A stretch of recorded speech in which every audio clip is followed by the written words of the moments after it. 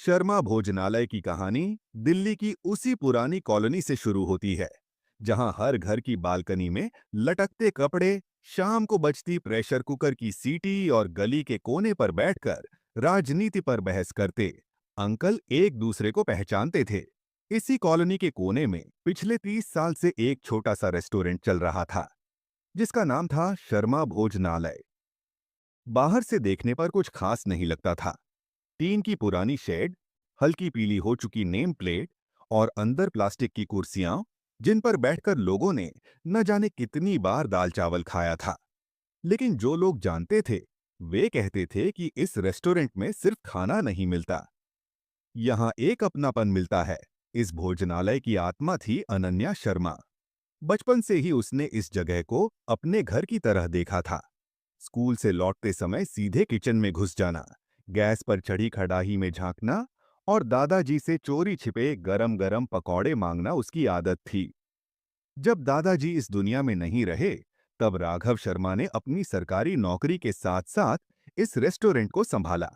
माँ मीरा चुपचाप अकाउंट्स देखती थीं और बच्चों को यही सिखाती थीं कि मेहनत कभी बेकार नहीं जाती। अनन्या ने कॉलेज के बाद जब सब दोस्त कॉरपोरेट जॉब्स में चले गए, तब उसने एक अलग रास्ता चुना। उसने कुलिनरी कोर्स किया, नई रेसिपीज सीखी, विदेशों के फ्लेवर के बारे में पढ़ा और उन्हें देसी स्वाद में ढालना शुरू किया। शुरुआत में पापा को ये सब फिजूल लगता था। उनके लिए रेस्टोरेंट मतलब दाल, सब्जी, रोटी और चावल। लेकिन अनन्या ने धीरे धीरे सबको दिखाया कि स्वाद सिर्फ पेट नहीं, दिल भी भर सकता है। 12 साल में उसने शर्मा भोजनालय को कॉलोनी के आम ढाबे से एक पहचान बना दिया। ऑरेंज ग्लेज्ड पम्फ्रेट, मसाला क्रैब करी, यूजू स्कैल्प्स जैसे नाम पहले लोगों को अजीब लगते थे, लेकिन एक बार चखने के बाद वही लोग दूसरों को खींच लाते। इंस्टाग्राम पर उसने खुद पेज बनाया, मोबाइल से फोटो खींचे, कैप्शन लिखे और धीरे धीरे फॉलोअर्स बढ़ने लगे। राघव शर्मा को यह सब समझ नहीं आता था, लेकिन कॉलोनी के लड़के लड़कियां कहते थे कि शर्मा भोजनालय अब कूल हो गया है। इसी बीच छोटी बहन काव्या अपनी दुनिया में व्यस्त थी। एमबीए, कॉर्पोरेट इंटर्नशिप्स, बड़ी बड़ी बातें और पावर पॉइंट स्लाइड्स। घर में अक्सर उसकी तारीफ होती थी। रिश्तेदार कहते थे, काव्या तो बहुत आगे जाएगी, बड़ी कंपनी संभालेगी। अनन्या यह सब सुनकर मुस्कुरा देती, लेकिन कहीं ना कहीं उसके मन में एक हल्की सी चुभन होती। उसने कभी अपनी मेहनत का ढोल नहीं पीटा। उसके लिए रेस्टोरेंट ही उसकी पहचान था। फिर वह दिन आया जब परिवार की मीटिंग बुलाई गई। वही पुराना प्राइवेट हॉल, दीवार पर दादाजी की black and white photo, table पर चाय और समोसे। अनन्या को लग रहा था कि आज एक्सपेंशन की बात होगी, शायद नया ब्रांच, शायद किसी बड़े शहर में नाम। उसने लैपटॉप तैयार रखा था, लेकिन जैसे ही राघव शर्मा ने खांसकर कहा कि अब से रेस्टोरेंट की कमान काव्या संभालेगी, कमरे में सन्नाटा छा गया। अनन्या को लगा जैसे किसी ने उसके पैरों के नीचे से जमीन खींच ली हो। 12 साल की मेहनत, रात रात भर जागकर बनाए गए मेन्यू, सप्लायर्स के साथ की गई लड़ाइयां, सब एक पल में जैसे बेकार कर दी गईं। पापा का तर्क साफ था, तुम किचन में बेस्ट हो, लेकिन बिजनेस के लिए डिग्री चाहिए। मां ने भी चुपचाप हामी भर दी। काव्या कॉन्फिडेंट स्माइल के साथ बैठी रही, जैसे यह सब उसका हक हो। उस रात अनन्या सो नहीं पाई। उसे बार बार वही शब्द याद आ रहे थे, तुम सिर्फ किचन संभालो। अगले कुछ दिनों में काव्या ने अपने तरीके लागू करने शुरू कर दिए। कॉस्ट कटिंग, फ्यूजन डिशेस हटाना, हाई वॉल्यूम सस्ता खाना। स्टाफ कंफ्यूज था, कस्टमर्स शिकायत करने लगे। अनन्या सब देख रही थी, लेकिन उसकी आवाज अब किसी को सुनाई नहीं देती थी। एक हफ्ते बाद जब शेफ्स टेबल इवेंट कैंसिल हुआ, तब अनन्या के अंदर कुछ टूट गया। ये सिर्फ बिजनेस का नुकसान नहीं था, ये उसकी पहचान पर हमला था। उसने फैसला कर लिया कि वह इस अपमान के साथ नहीं रह सकती। अगले दिन उसने रिजाइन लेटर टेबल पर रख दिया। पापा गुस्से में थे, मां चुप, काव्या असहज। लेकिन अनन्या शांत थी। उसने पहली बार अपने लिए स्टैंड लिया था। उसके जाने के बाद शर्मा भोजनालय की हालत बदलने लगी। कस्टमर्स कम होने लगे, रिव्यूज खराब आने लगे और वह बड़ा कॉन्ट्रैक्ट भी हाथ से निकल गया, जिसके लिए सब उत्साहित थे। उधर अनन्या ने अपने सपने को नया रूप देना शुरू किया। दोस्त रतिका के साथ मिलकर एक छोटी सी जगह ली, अपना रेस्टोरेंट खोलने का फैसला किया। यह फैसला आसान नहीं था, लेकिन इस बार वह किसी की छाया में नहीं, अपने नाम से आगे बढ़ रही थी। यह कहानी सिर्फ एक रेस्टोरेंट की नहीं थी, ये उस हर इंसान की कहानी थी जिसे उसकी काबिलियत के बावजूद कम आंका गया। यह उस संघर्ष की कहानी थी जहां परिवार ही सबसे बड़ा सपोर्ट भी बन सकता है और सबसे बड़ी रुकावट भी। अनन्या को नहीं पता था कि आगे क्या होगा, लेकिन इतना तय था कि वह अब पीछे नहीं हटेगी। अनन्या के लिए वह सुबह किसी नए जन्म जैसी थी। पुरानी बेकरी की दीवारों पर अभी पेंट की हल्की सी गंध थी, फर्श पर सीमेंट के निशान दिख रहे थे और खिड़की से आती धूप धूल के कणों को चमका रही थी।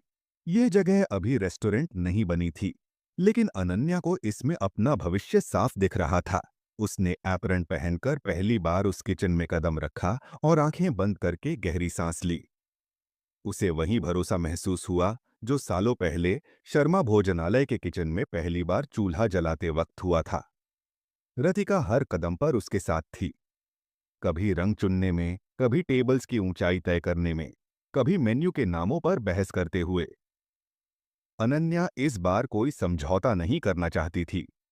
उसने तय किया कि यहाँ हर डिश उसकी कहानी बोलेगी, हर प्लेट में उसका अनुभव, उसकी मेहनत और उसका आत्मसम्मान झलकेगा। उसने सप्लायर्स को फोन किया, वही लोग जो सालों से उसकी क्वालिटी पर भरोसा करते थे। किसी ने एक पल भी नहीं सोचा। सबने कहा, आप कहें तो हम कल से सप्लाई शुरू कर देंगे। उधर शर्मा भोजनालय में हालात और बिगड़ रहे थे। काव्या की स्प्रेडशीट्स में नंबर ठीक लगते थे, लेकिन किचन में जान नहीं थी। स्टाफ का मन उचट चुका था। जो लोग अनन्या के साथ घंटों काम कर चुके थे, वे अब हर दिन किसी बहाने से छुट्टी मांगते। एक वेटर ने चुपके से कहा, मैडम, खाना अब वैसा नहीं रहा। काव्या ने उसे डांट दिया। उसके लिए सब कुछ सिर्फ डेटा था, इंसान नहीं। कस्टमर्स भी बदलते स्वाद को महसूस कर रहे थे। वही आंटी जो हर रविवार पंफ्रेट के लिए आती थीं, अब आना कम कर दिया। बच्चे जिनके लिए अनन्या एक्स्ट्रा सॉस डाल देती थी, अब बर्गर खाते हुए उदास दिखते। सोशल मीडिया पर रिव्यूज बढ़ते जा रहे थे। पहले जैसा स्वाद नहीं रहा। मैनेजमेंट बदलते ही सब बदल गया। राघव शर्मा हर रात रजिस्टर खोलकर बैठते, लेकिन अंकों के पीछे की सच्चाई समझ नहीं पा रहे थे। इसी बीच अनन्या ने अपने नए रेस्टोरेंट का नाम तय किया, अनन्या की रसोई।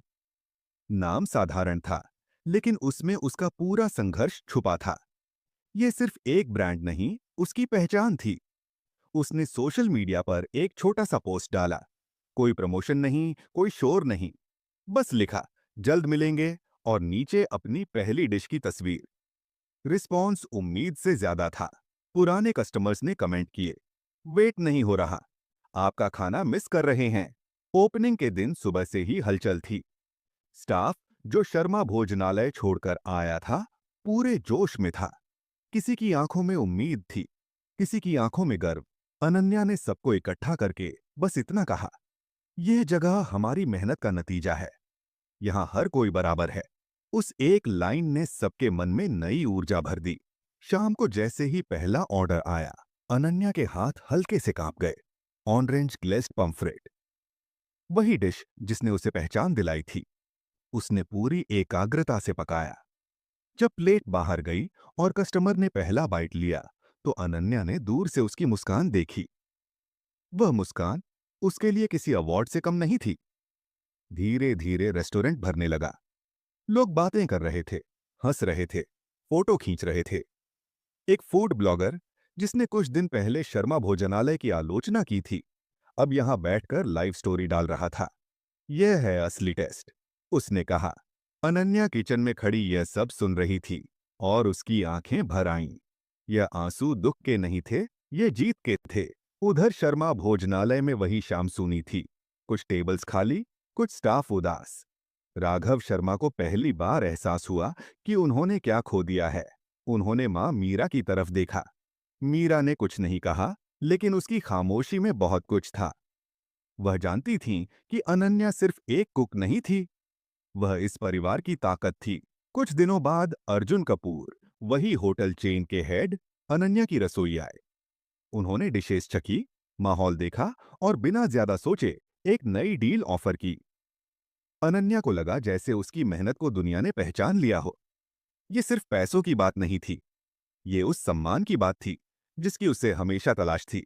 राघव शर्मा के लिए ये सब देखना आसान नहीं था। उन्होंने कई बार फोन उठाया, लेकिन हर बार हिम्मत टूट गई। उन्हें याद आया कि कैसे उन्होंने अनन्या को कहा था, तुम सिर्फ खाना बनाती हो। अब वही खाना पूरी कॉलोनी को खींच रहा था। उन्हें एहसास हुआ कि डिग्री से ज्यादा जरूरी समझ और दिल होता है। एक शाम मीरा चुपचाप अनन्या की रसोई पहुंची। दरवाजे पर खड़ी होकर उन्होंने अपनी बेटी को देखा, जो आत्मविश्वास से ऑर्डर्स संभाल रही थी। यह वही लड़की थी जिसे उन्होंने कभी खुद पर शक करते देखा था। मीरा की आंखों से आंसू बहने लगे। उन्होंने आगे बढ़कर अनन्या को गले लगाया और बस इतना कहा, माफ करना। उस एक शब्द में सालों की चुप्पी टूट गई। अनन्या ने मां को कसकर पकड़ लिया। उस पल उसे लगा कि उसने सिर्फ एक रेस्टोरेंट नहीं जीता, उसने अपना सम्मान वापस पाया है। बाहर कस्टमर्स ताली बजा रहे थे। अंदर एक माँ बेटी का रिश्ता नए सिरे से जुड़ रहा था। मीरा के उस माफ करना कहने के बाद भी अनन्या के भीतर कई भाव एक साथ उमड़ रहे थे। एक तरफ राहत थी कि माँ ने उसे समझा, दूसरी तरफ वह खालीपन जो तब पैदा होता है जब अपने ही लोग देर से सच पहचानते हैं। उसने माँ को पानी दिया, बैठाया और फिर वापस किचन की तरफ मुड़ गई। वह जानती थी कि भावनाओं में बहना अभी ठीक नहीं है। यह उसका समय था अपने काम से बोलने का। अगले कुछ दिनों में अनन्या की रसोई कॉलोनी का नया ठिकाना बन गई। लोग सिर्फ खाना खाने नहीं, उसकी कहानी सुनने भी आते थे। कोई पूछता, आप शर्मा भोजनालय छोड़कर यहाँ कैसे आईं? कोई कहता, आपके बिना वहां मजा नहीं रहा। अनन्या हर बार बस मुस्कुरा देती। वह किसी के खिलाफ कुछ नहीं कहना चाहती थी। उसे पता था कि सच्चाई अपने आप रास्ता बना लेती है। काव्या के लिए ये दिन सबसे मुश्किल थे। शर्मा भोजनालय में वह रोज ऑफिस जाती, लेकिन अब वहां वही आत्मविश्वास नहीं था। स्टाफ उसे देखकर पहले जैसी इज्जत नहीं दिखाता। सप्लायर्स के फोन आते, पेमेंट की याद दिलाते। राघव शर्मा हर शाम चुपचाप बैठ जाते। पहले जो घर में निर्णय लेते थे, अब खुद से सवाल करने लगे थे। काव्या को एहसास होने लगा था कि बिजनेस सिर्फ एक्सेल शीट नहीं, रिश्तों और भरोसे से चलता है। एक रात काव्या देर तक ऑफिस में बैठी रही। खाली रेस्टोरेंट, बुझी हुई लाइट्स और किचन में फैली अजीब सी गंध। उसे याद आया कि कैसे अनन्या हर रात क्लोजिंग के बाद भी किचन साफ करती थी, स्टाफ से हालचाल पूछती थी। काव्या ने पहली बार महसूस किया कि उसने सिर्फ एक पद लिया था, जिम्मेदारी नहीं। उधर अनन्या की रसोई में काम बढ़ता जा रहा था। उसने स्टाफ के साथ बैठकर नए आइडियाज पर बात की, किसी की बात काटी नहीं, हर सुझाव सुना। उसे समझ आ गया था कि लीडर वही होता है जो सबको साथ लेकर चले। रतिका अकाउंट संभाल रही थी, सोशल मीडिया पर स्टोरीज डाल रही थी। धीरे धीरे अनन्या का ब्रांड सिर्फ कॉलोनी तक सीमित नहीं रहा, आसपास की कॉलोनियों से भी लोग आने लगे। एक दिन अचानक अर्जुन कपूर ने फोन किया। उन्होंने कहा कि होटल चेन के लिए एक स्पेशल पॉपअप इवेंट करना चाहते हैं और उसका चेहरा अनन्या होंगी। यह अनन्या के लिए बड़ा मौका था। उसने तुरंत हामी नहीं भरी। उसने कहा, मुझे अपनी टीम से बात करनी है। यह सुनकर अर्जुन मुस्कुराए। उन्हें यही बात पसंद आई। वह अकेले फैसले नहीं लेती थी। उस रात अनन्या ने स्टाफ के साथ मीटिंग की। सब एक्साइटेड थे, लेकिन साथ ही थोड़े डरे हुए भी। इतना बड़ा इवेंट, इतना प्रेशर। अनन्या ने कहा, अगर हम साथ हैं तो डरने की जरूरत नहीं।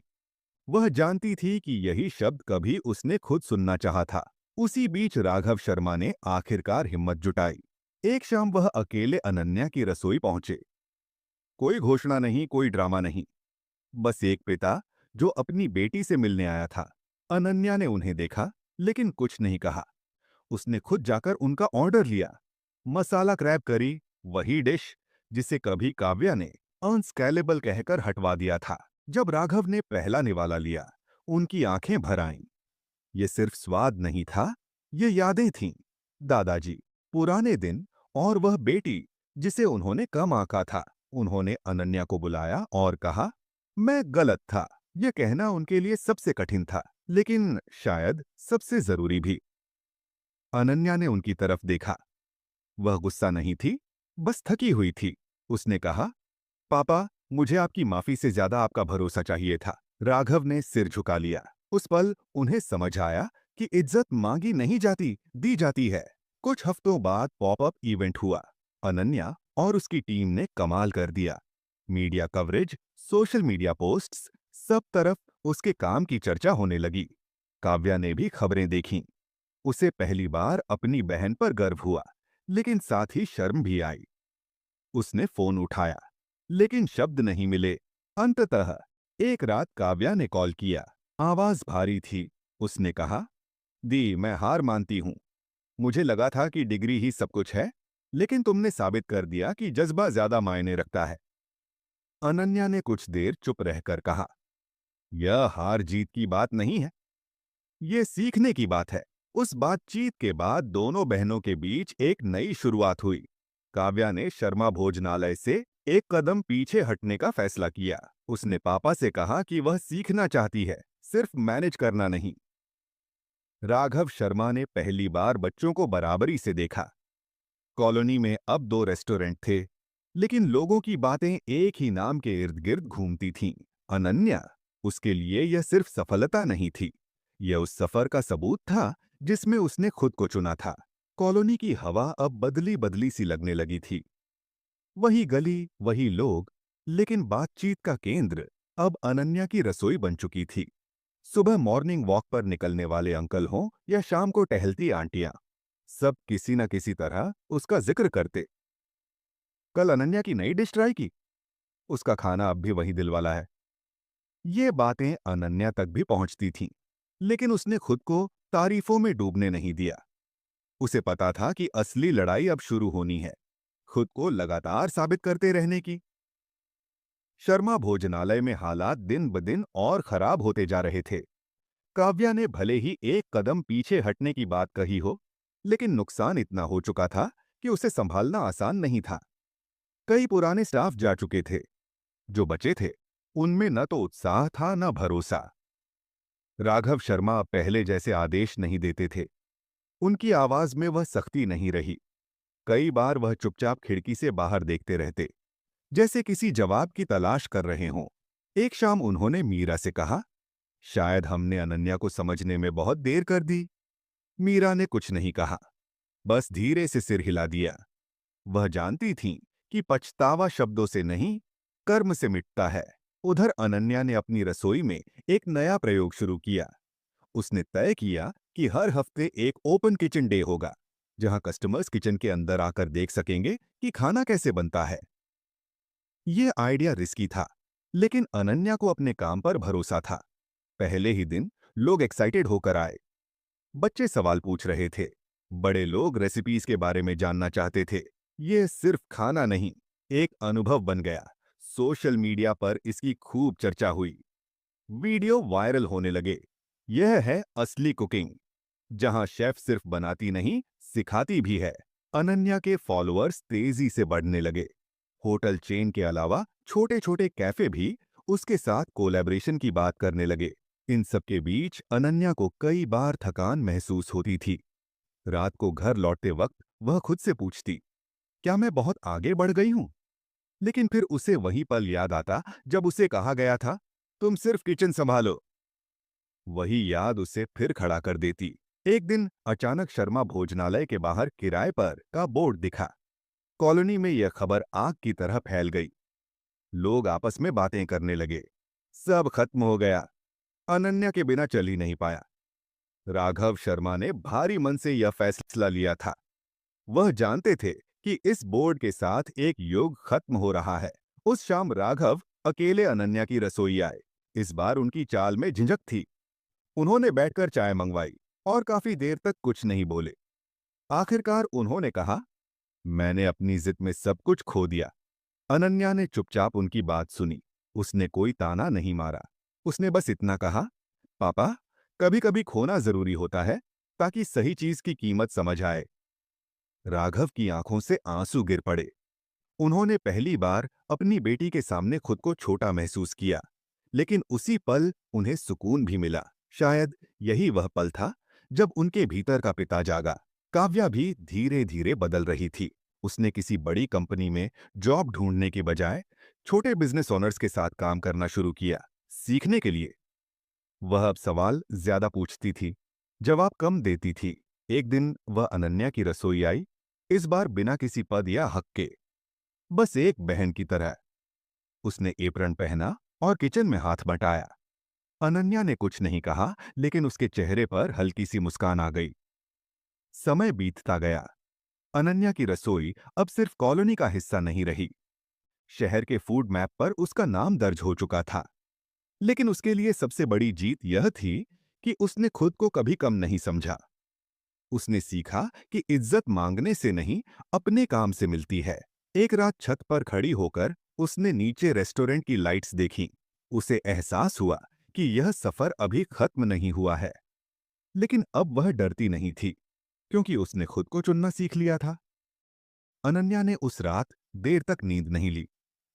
छत पर खड़े होकर नीचे जलती लाइट्स, हंसते कस्टमर्स और भागते स्टाफ को देखती रही।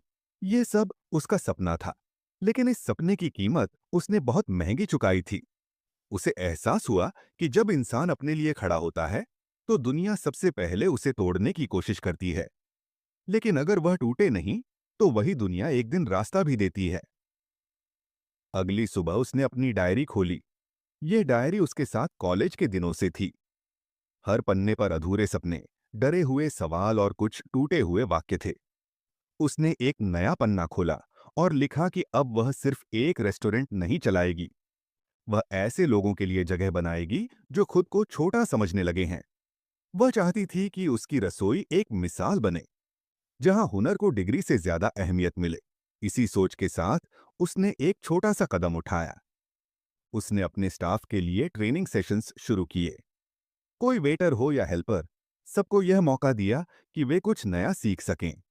किसी को अकाउंट्स समझने का शौक था, किसी को कुकिंग। अनन्या ने सबको आगे बढ़ने का रास्ता दिया।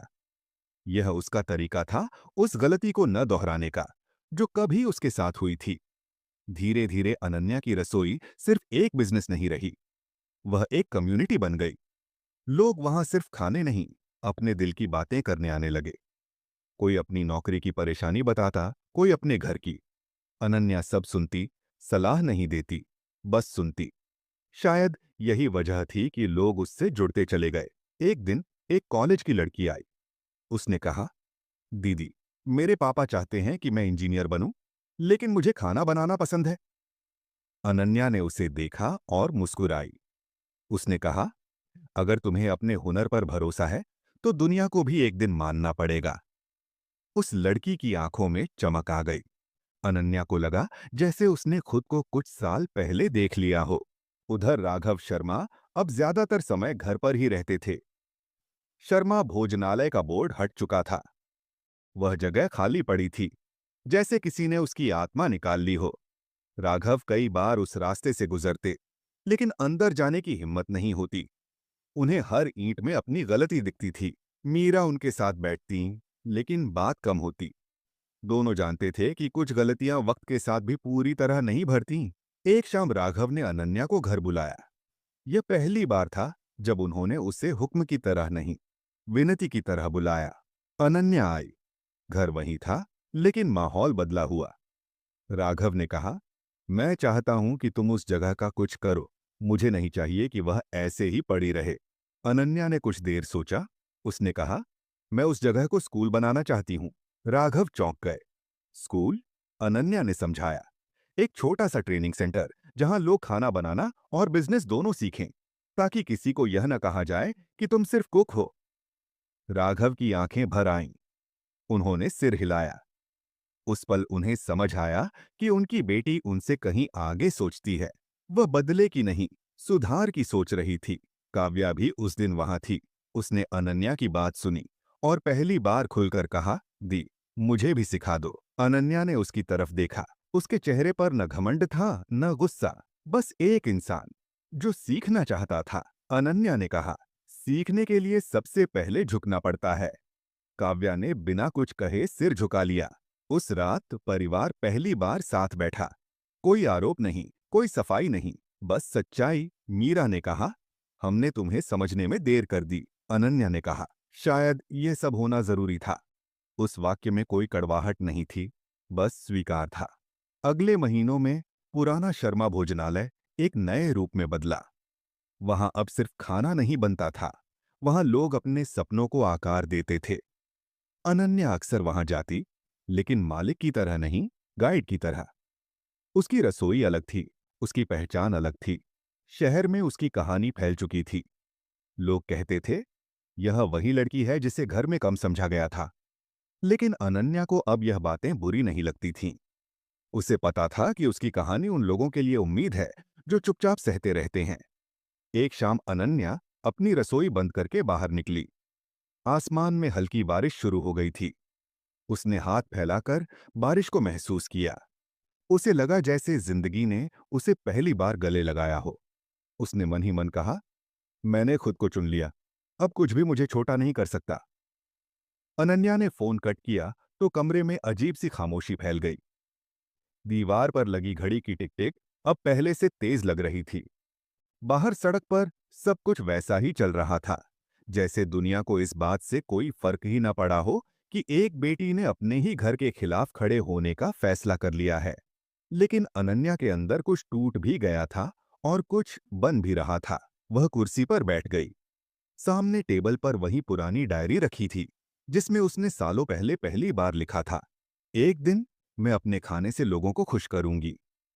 आज वही सपना एक नए रूप में उसके सामने खड़ा था, डरावना भी और आजाद भी। उसके दिमाग में बार बार एक ही सवाल घूम रहा था, क्या वह सच में सब कुछ अकेले संभाल पाएगी? परिवार, नाम, पैसा, भरोसा, सब पीछे छूट चुका था। अब अगर वह गिरी तो उठाने वाला कोई नहीं होगा। उसी शाम रतिका आई, हाथ में 2 कुल्हड़ चाय और चेहरे पर वही पुरानी निश्चिंत मुस्कान। उसने बिना कुछ पूछे एक कुल्हड़ अनन्या की तरफ बढ़ा दिया। रोई तो नहीं? रतिका ने ऐसे पूछा जैसे जवाब पहले से जानती हो। अनन्या हल्का सा हंस दी। आंसू नहीं निकले, शायद अंदर ही सूख गए। रतिका ने कुर्सी खींची और सामने बैठ गई। डर लग रहा है? इस बार अनन्या ने सिर हिला दिया। बहुत, लेकिन उससे ज्यादा गुस्सा आ रहा है, अपने आप पर। इतनी देर क्यों सहती रही? रतिका ने गहरी सांस ली। क्योंकि हम बेटियां हैं। हमें सिखाया जाता है कि घर बचाना सबसे जरूरी है, भले ही खुद टूट जाए। ये बात सीधे दिल में लगी। अनन्या ने पहली बार महसूस किया कि यह सिर्फ उसकी कहानी नहीं है, यह हर उस लड़की की कहानी है जिसे समझदार बनने के नाम पर पीछे धकेल दिया गया। अगले कुछ दिन अनन्या के लिए अजीब थे। सुबह उठने की कोई मजबूरी नहीं थी, कोई किचन स्टाफ नहीं, कोई सप्लायर कॉल नहीं, लेकिन दिमाग लगातार चल रहा था। वह नोट्स बनाती, काटती, फिर बनाती। जगह, खर्च, मेन्यू, स्टाफ, सब कुछ। सबसे मुश्किल था नाम। हर नाम में कहीं न कहीं शर्मा भोजनालय की परछाई दिख जाती थी, और वह परछाई अब उसे चुभने लगी थी। एक रात रतिका ने कहा, तू इतना क्यों सोच रही है? यह तेरा नाम है, तेरी पहचान, उसे छुपाएगी क्यों? अनन्या ने चौंक कर देखा। मेरा नाम? हाँ, रतिका मुस्कुराई। अनन्या की रसोई, सीधा, सच्चा और तेरे जैसा।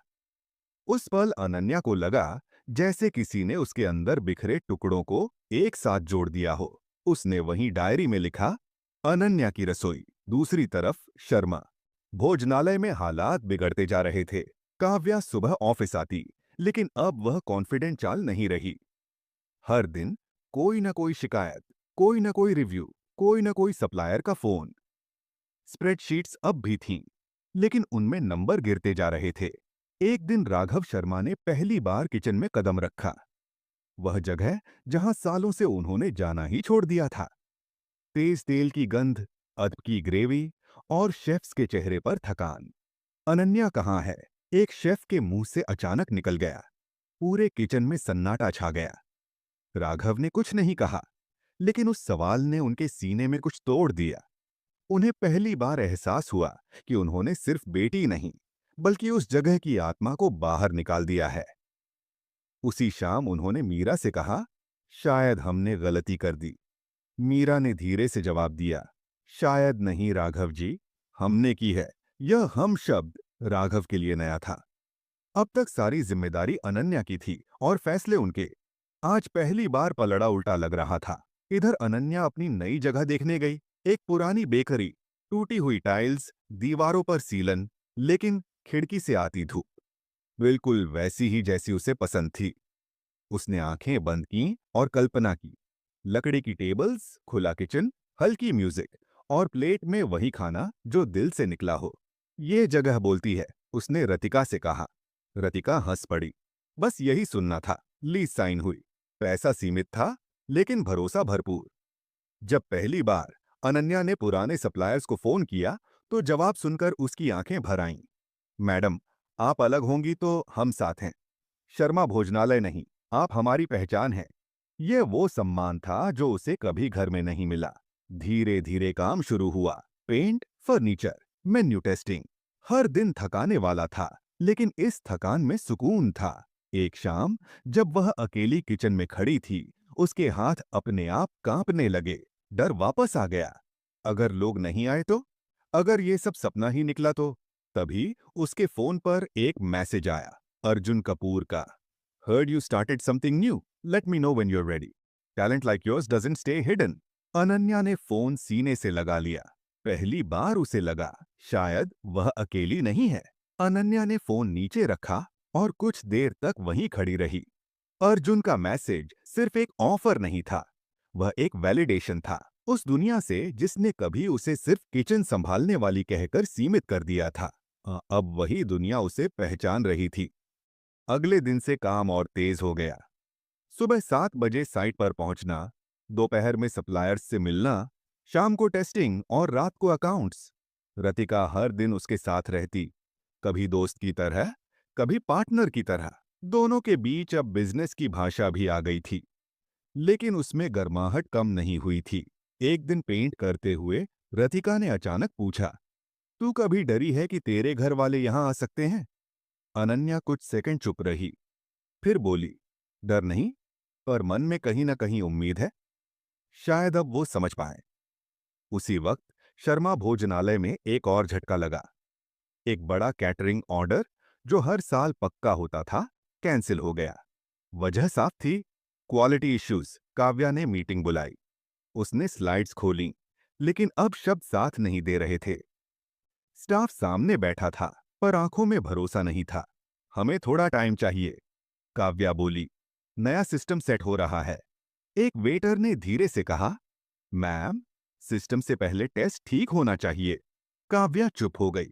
पहली बार उसे समझ आया कि किताबों में लिखे केस स्टडी और असली जिंदगी में फर्क होता है।